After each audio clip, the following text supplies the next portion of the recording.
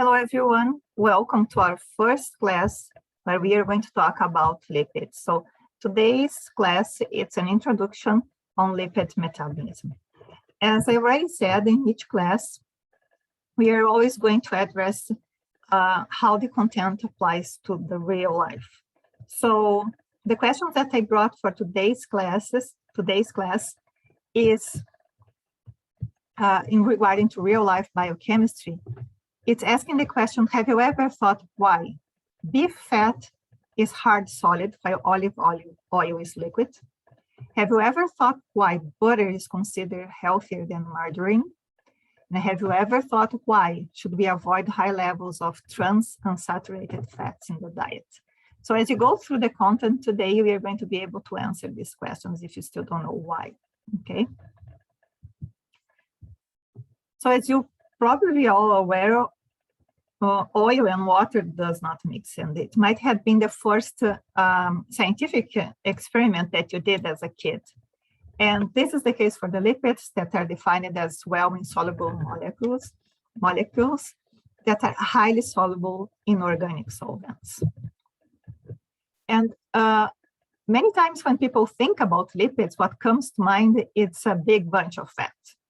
So I would like you to, if it's the case for you, that you understand that lipids are much more than a bunch of fat. They are involved in much more. And we are going to see this as we go through the content in the next classes. But I would like already to point to you that the lipids are used to store energy. They are components of membranes, but they also have role in signal transduction pathways. And through this, you can see how important they are.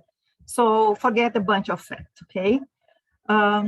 Lipids can be also be pigments, cofactors, detergents, hormones, extracellular and intracellular messengers, anchor for membrane proteins. So through this, you get a sense of how important they are. And we can classify these lipids in different groups, okay? So depending on the literature that you have, you can have different classification. I brought two examples here as I'm going to focus on this first one. So you can classify lipids as free fatty acids that are non-sterified fatty acids. And these are used as a fuel. You can have glycerolipids that includes the triacylglycerols that are the storage form of fatty acids. You can have phospholipids, glycolipids, sphingolipids that are part of our membranes, and steroids, for example, cholesterol. So let's start with the fatty acids. So what are the roles for fatty acids? So they are used as fuel, and they are also building blocks for membrane lipids, okay? It's important to understand how the nomenclature of the fatty acids works, and so you can identify and understand when you see their names. And if you are familiar with the nomenclature for hydrocarbons, this is going to be pretty simple because it's based on that. So the systematic name for fatty acid comes from the parent hydrocarbon. So that means that we are going to take the name of the hydrocarbon, we are going to take out the E, and we are going to change that for oic. So for example, here I have 1, 2, 3, and so it goes. I have 16 carbons here. So the name of this hydrocarbon is hexadecane. So hexadec because we have 16 carbons. AN because there is no double bond here. And so to use this parent hydrocarbon to build the name of the fatty acid that is here, we need to change the E for oic, and this is going to lead to hexadecanoic acid. This compound is also called palmitic acid, and it's important to point out that fatty acids in physiological pH, they are found in ionized form. So in this case, you call it palmitate.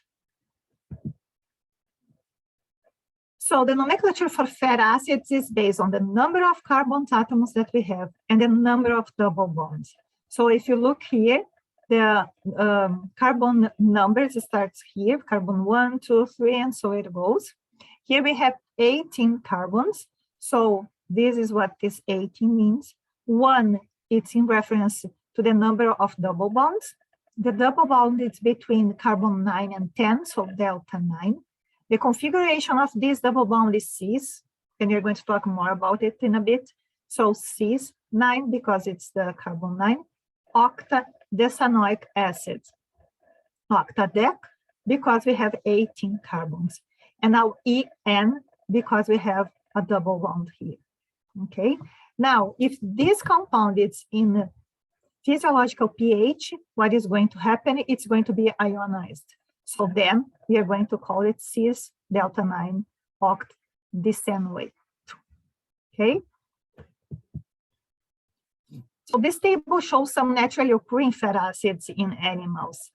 And the most commons that we can find fatty acids are the 16 and 18 carbons that don't have any double bonds. Okay. So there are also some polyunsaturated fatty acids. And then how this affected the nomenclature is that if you have 2 double bonds, you'll have the terminology D-EN. If you have 3, tri-EN. And if you have 4, tetra-EN. Okay.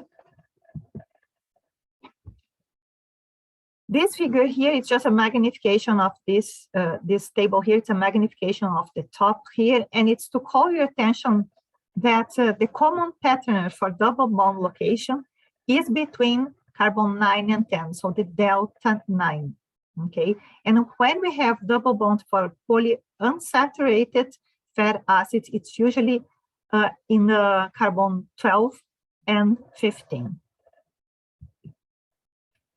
So I briefly talk about cis and trans configuration. So for those who don't remember, what does the cis configuration mean? And that means that the hydrogens are on the same side on the double bond between the carbons. And when we have the trans, the hydrogens are on opposite positions. And this is going to have consequences that we are going to see ahead. So fatty acids have this structure when we have this long chain of carbons and hydrogen formed by carbons and hydrogen that has non-polar characteristic. We have this head that we call the polar head that comes from the carboxylic function. The number of carbons, we saw how we apply. We start here on the carboxylic, and these fatty acids can be saturated or unsaturated or polyunsaturated, and we can have the configuration trans and cis. So we are going to start to talk a little bit about the properties of fatty acids, and we are going to continue on next class. But the properties of the fatty acids, they depend on the chain length and on the degree of saturation. So keep that in mind, okay? So let's focus on melting point. If you think about the melting point, the shorter the chain length, the lower the melting point, okay? And if you think about unsaturated fatty acids, they have lower melting point when we compare them to the same length saturated fatty acids. So what does that mean? It means that at room temperature, for example, saturated fatty acids from 12 to 24 carbons have a waxy consistency. Now, if you look at unsaturated fatty acids with the same number of carbons, they are oily liquids, okay?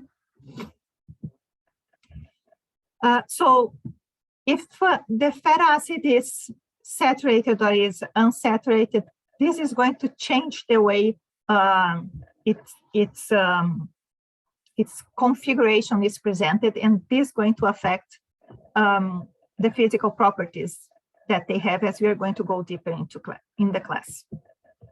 So melting temperatures of fatty acids are important to control fluidity of the cell membrane, which is essential for membrane functions, as you can assume. The other factor is solubility. So the longer the fat seal chain and the fewer double bonds we have, the lower solubility in water.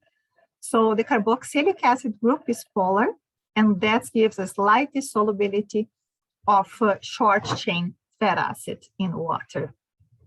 So for solubility, again, we have to keep in mind the size of the chain and the number of double bonds that it has, and this is going to affect the solubility.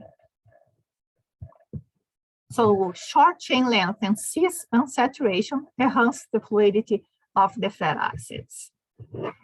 And you might being asked, so why when you fry some bacons and then you leave the pan over there because you didn't have time to clean right away, and then you come back and then you look at the pan, there is this fat covering the pan that is kind of solid, right? And if you compare that to the olive oil is fluid, right? So this depends on the amount of unsaturated and saturated fat acids that you have, as it is represented in this table. As you can see, olive oil has a large amount of unsaturated fat acids, while when you have a hard solid, you have more of a saturated amount than compared to the unsaturated. So one thing that can happen with fat acids, it's a process called rancidification. Okay? When you have a long exposure of lipid-rich food to oxygen in air, you can have an oxidative cleavage of double bond in these unsaturated fatty acids. And this is going to produce aldehydes and carboxylic acids of short chain length that have higher volatility. Okay. So this is a problem because this brings unpleasant taste and smell. And we do know that vegetables oils are more susceptible to that. Why? Because vegetables oils are rich in unsaturated fat acids, right? So you can prevent this or reduce by adding an antioxidant, for example, vitamin E. But there was another way to solve this problem. And the way you can prevent that is if you do a process that is called partial hydrogenation. So that's how margarine was created. So they took the vegetable oil and they did this process called partial hydrogenation. As you can imagine, if you introduce hydrogen to fat acids that are unsaturated, you're going to have more saturated fat acids, and this balance can lead to an end product that is not so liquid as it was, but it's also not so hard if it was only made of saturated fat acids, okay?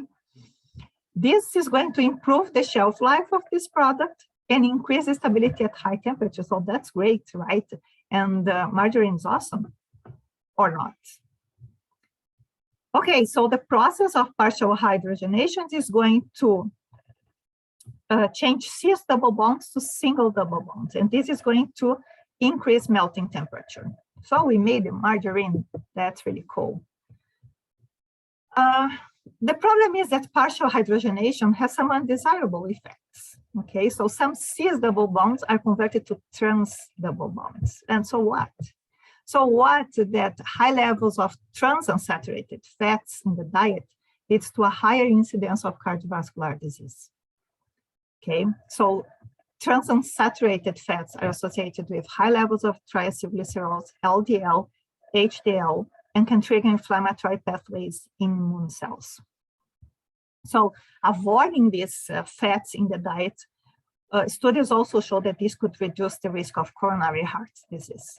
So this thing of trans unsaturated fats start to become a big deal and call attention of public organs to kind of take measures to avoid that. And I just want to bring here a little bit of context in the history contest in Canada about trans fat. So in the 90s, Canadians had one of the highest levels of trans fat intake in the world. And then in early 2000s, there was an attempt to reduce the trans fat intake for Canadians. So requiring trans fat labeling on the packaged food and setting voluntary targets for trans fat in the processed foods. Despite this progress, some foods still remained high in industrial trans fats. Okay, and this comes from partially hydrogenated oils. So on September 17, 2018, Health Canada banned the use of partially hydrogenated oils in foods. That's the main source of industrially produced trans fats. Okay, so this is a brief overview of our next class, and I look forward to see you in class.